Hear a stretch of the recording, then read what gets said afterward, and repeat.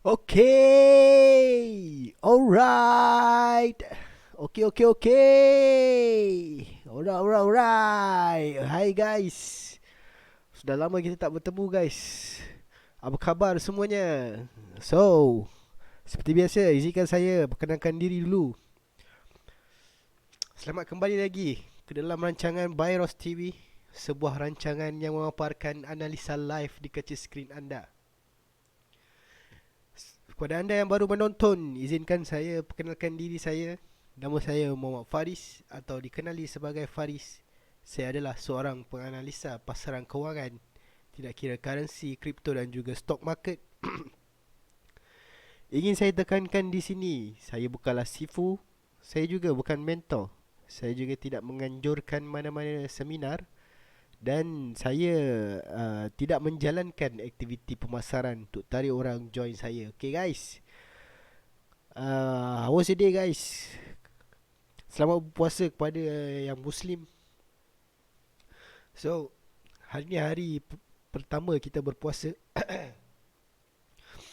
Sudah lama saya tak live sebab saya kurang sihat. uh, Saya demam dengan batuk, semua ada. Tapi saya bukan corona guys, dia demam biasa je. Alhamdulillah sekarang makin recover.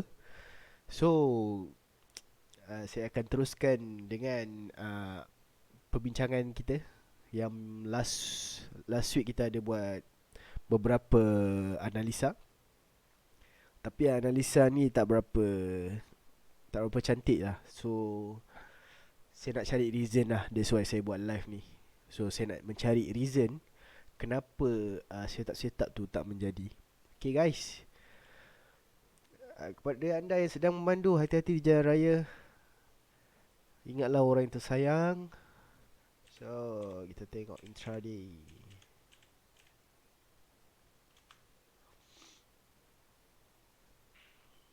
How was your day guys? Nak dengar last celoteh dan dolar pada hari Jumaat. Kita nak tahulah apa cerita kan. Okay, tak buang masa lagi, let's go. Kita teruskan.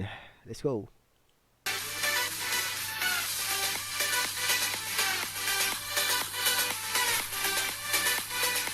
Assalamualaikum Melaka. Selamat pagi, salam sejahtera, salam Jumaat dan salam April. Okey, kita dah masuk bulan yang baru, 1 April dah hari ni, dan juga kita memasuki suku tahun yang terbaru. Jadi semalam penghujung bagi March. Jadi berakhirlah untuk tempoh dagangan bagi suku pertama untuk tahun 2022 ni ya.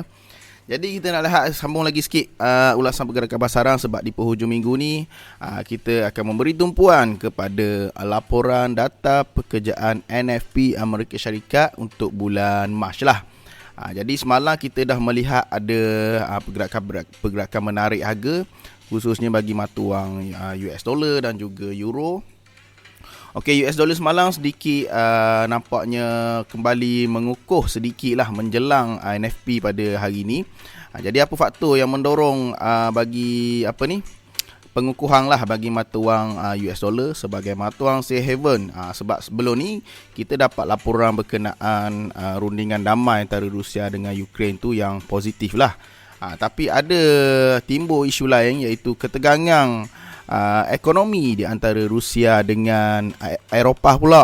Sebab sebelum ni kan negara-negara Eropah kan buat sekatan juga kepada Rusia. Jadi adalah isu-isu yang yang tak best lah timbul. Sekarang ni Presiden Rusia Vladimir Putin sekarang ni dah sibuk nak tekankan untuk negara-negara Eropah ni bayar gas Rusia.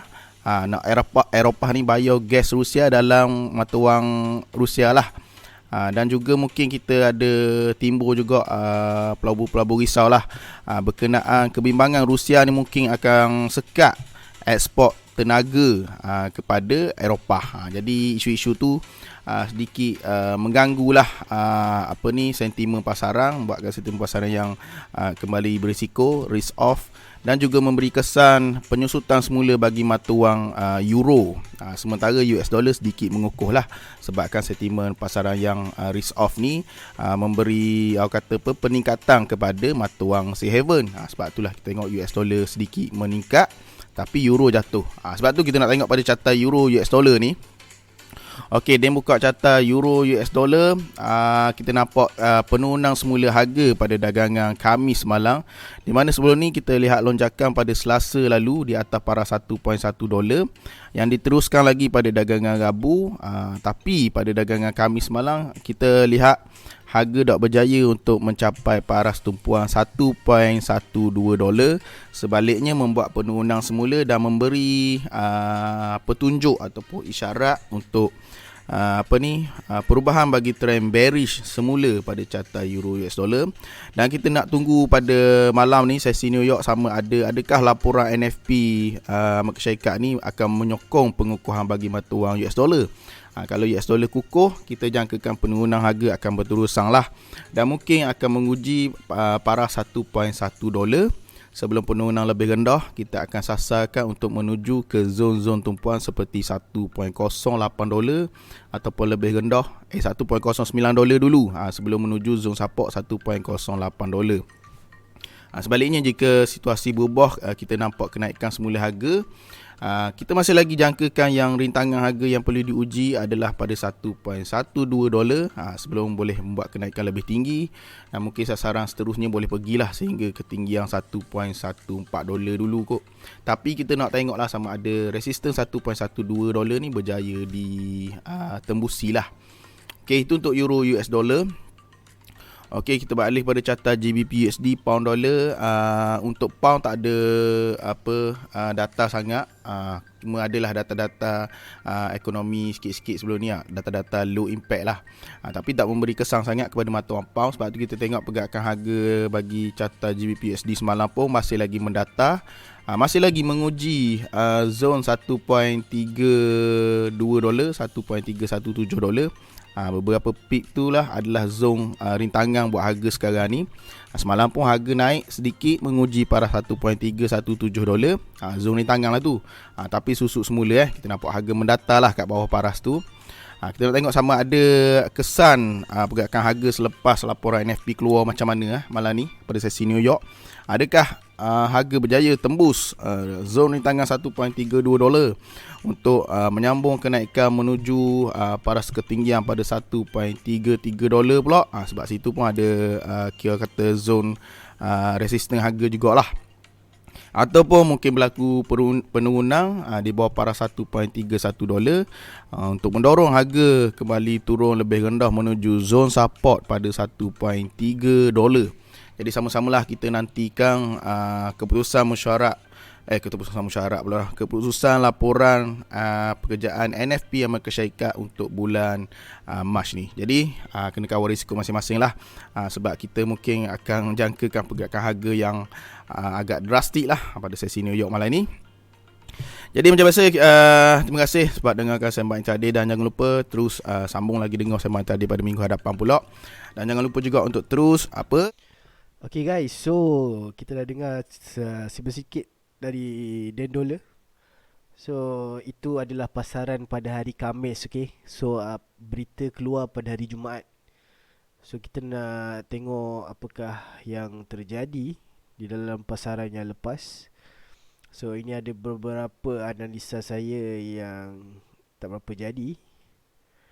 So kita nak tengoklah apakah kesan-kesan dia, apakah reason-reason yang possibility yang kita boleh bincangkan pada hari ini.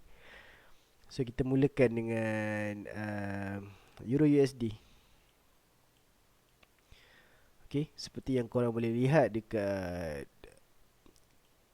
skrin korang sekarang, iaitu saya menjangkakan pergerakan, orang panggil apa, short position untuk EU pada hari Isnin, tapi price langgar SL. So apakah reason dia? um, sepatutnya sepatutnya price, orang panggil apa, sepatutnya pelabur lari ke asset safe haven tapi tak berjaya. Mungkin ada sebab-sebab yang kita nak tengok, seperti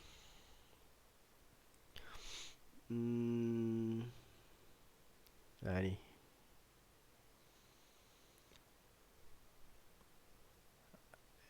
bacaan NFP March tersasar dari jangkaan. So inilah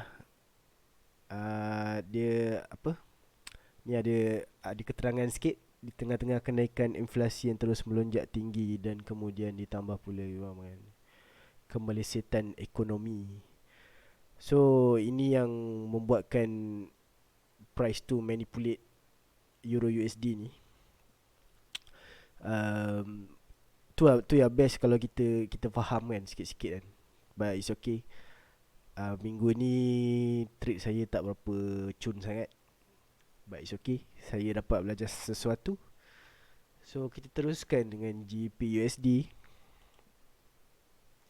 GBP/USD saya menjangkakan dia naik dekat kawasan ini, tapi seperti yang kita tahu, jika jika price apa dia panggil tu, jika EU ni drop, jika EU naik, GU akan naik juga. Tapi GU naik sikit je. Mungkin dia tak ada kena-mengena dengan pasaran, orang panggil apa, pasaran euro. So GP adalah kawasan yang lain, tetapi dia respect satu drop base drop kat kawasan ni guys. Okay, kat kawasan ni memang dia respect. So dia tak naik sampai sini lah. Tapi kalau dia naik sampai sini lagi okay lah. So ini kawasan yang saya tanda sebelum ni. Dua kawasan yang possibility yang kita bincangkan sebelum ini. Yang kawasan ini possibility akan react, dan kawasan ini telah pun react. Tak banyak lah, sikit je. Tapi saya tak masuk pun sebabkan banyak langgar-langgar kan. So saya macam relax dulu lah. 78 pips. Okay, so kita teruskan dengan gold. So inilah jangkaan saya sebelum ini. Sepatutnya gold ini